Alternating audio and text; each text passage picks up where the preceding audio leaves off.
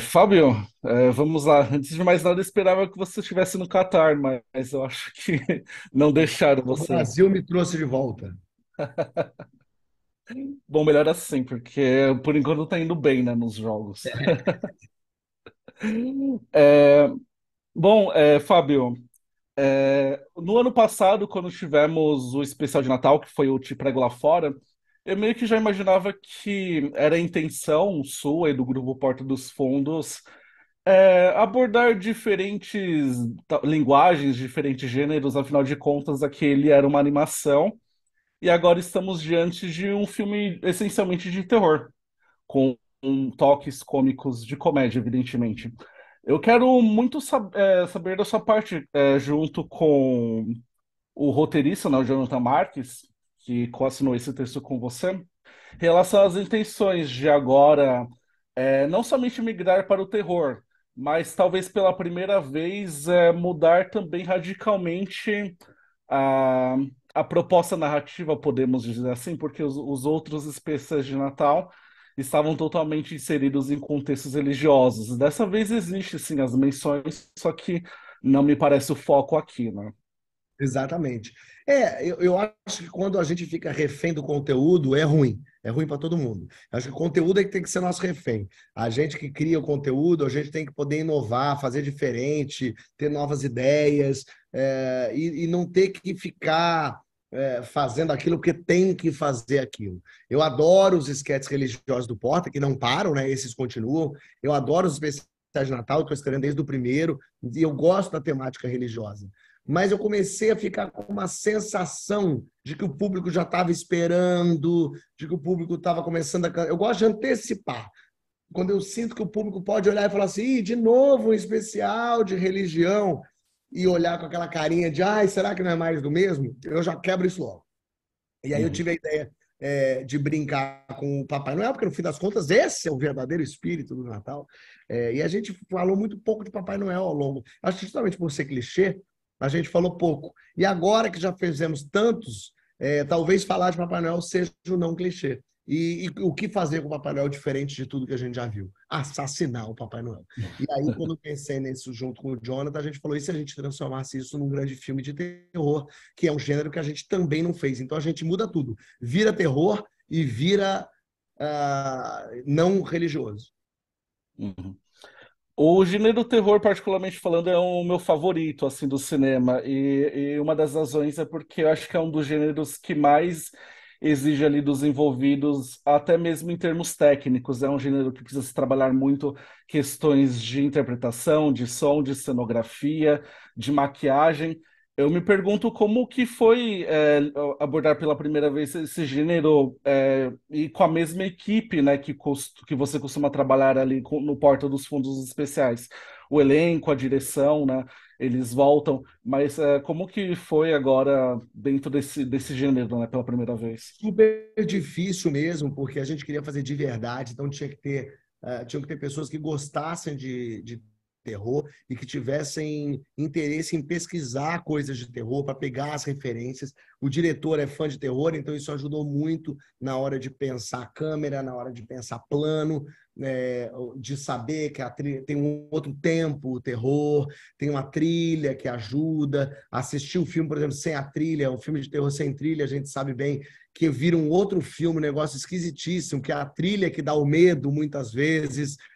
Então é divertido poder brincar com isso, mas tem que ter um olhar mais atento, justamente porque não é o nosso lugar fácil de trabalho, é uma coisa que a gente nunca fez. Então a gente precisa colocar mais esforço ali para conseguir fazer aquilo de verdade. Então, claro que vai ser engraçado, claro que tem humor, claro que é o Rafael Portugal sendo comido por duendes. Então, isso já é engraçado e curioso e estranho. Então, eu já sabia, eu já estava contando com isso. O que eu não estava contando e que precisava acontecer as pessoas precisam ter, em algum momento, medo. Em algum momento, elas precisam pensar, caraca, o que vai acontecer? Precisam ter algum tipo de angústia, de aflição. E isso, a narrativa toda precisa ser bem conduzida para acontecer. Então, houve um, um cuidado muito grande para que aquilo fosse um terror de verdade. A gente lida o filme como se fosse um filme de terror.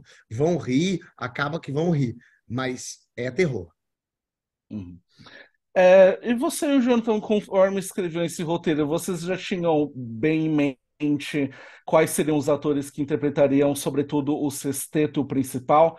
Me pergunto por conta, enfim, eu não sei como eles receberam em relação a até mesmo as mortes dos personagens, não quero citar spoilers, mas eu acho que você se poupou um pouquinho nesse departamento, enquanto os outros se deram um É, pouquinho mal. na, na verdade, as pessoas. ah, é, Geralmente, o especial de Natal são muitos atores, né? E nesse eram só seis, o principal, claro, tem o Oran e a Sura fazendo participação, mas geralmente são muitos atores, dessa vez eram só seis. E a gente via muito também pela agenda. Por exemplo, a Noêmia ia fazer, mas estava grávida e não ia conseguir fazer. O Gregório estava tendo, ia ser pai, então não ia poder ter tanto tempo de gravação. Então a gente já também não teria alguns atores, o que nos ajudou. Tinha gente que estava gravando LOL, então estava lá no Uruguai. Então foi até útil e agradável. A gente não escreveu pensando em pessoas específicas. A gente escreveu sabendo que ia ser um casal gay, sabendo que ia ter um casal solteiro e um casal hétero. A gente tinha isso na cabeça, esse tipo de pensamento. Mas a gente vai elencar mesmo depois. Então, por exemplo, o Rafael Portugal tinha poucas diárias, porque ele não ia poder gravar só 3 dias. Então, ele foi o primeiro a ser morto. Eu já sabia que o personagem dele ia morrer primeiro, porque ele tinha poucos dias. Uhum. Eu tenho uma. Eu acho que todo ano te pergunto, né, sobre censura e tudo mais, mas a censura que eu quero te perguntar nesse sentido é em relação à classificação etária, porque eu acho que deve ter algumas facilidades de lançar um filme de terror direto por uma plataforma de streaming, como é agora o caso de Espírito de Natal, que vai ser. É uma exclusividade, né, do Paramount Plus, mas ainda assim ele precisa ser submetido ali para uma censura. Aliás, por uma avaliação, né, em relação à classificação etária. Como que foi lidar com isso, uma vez que é um filme que fiquei muito surpreso por não se isentar no gore, né, que é característico do slasher. Eu vou te falar que eu não faço a menor ideia. Não passou nem pela minha cabeça isso. Eu nem sei Hum, qual é a classificação etária desse filme. hum. Qual que é? Você sabe? Te passaram isso ou não? Eu acho que eu vi que talvez seja 16 anos, É eu não me recordo 16 sobre anos. isso. No... Desculpa interromper. É. É, eu nem sei, nem pensei nisso.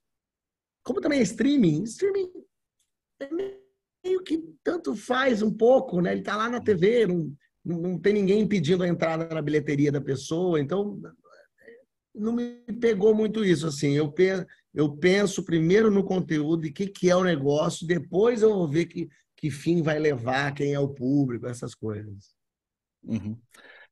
Fábio, antes de me despedir, eu quero mudar um pouquinho o assunto para. Eu estava revendo a sua filmografia e eu vi que no ano que vem completa 15 anos do curta-metragem O Lobinho Nunca Mente, que você fez com a SBF, e que eu acho que foi aí um início para você, pelo menos acho que em termos de cinema. Eu não sei se você teve previamente ele, enfim, essa participação como protagonista e tudo mais.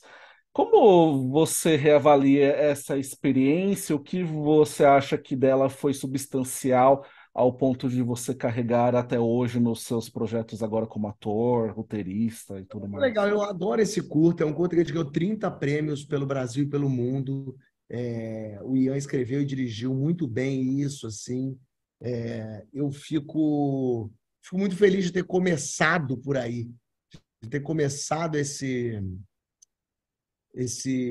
minha entrada no cinema com o Ian, desse jeito despretensioso, num curta baixo orçamento, tão legal e tão criativo. E fico feliz com a minha trajetória, que em 15 anos eu já tenha feito tantos filmes, protagonista, sucesso de bilheteria, ter ousado em alguns filmes, ter ido para romance, para comédia escrachada, para comédia de grupo.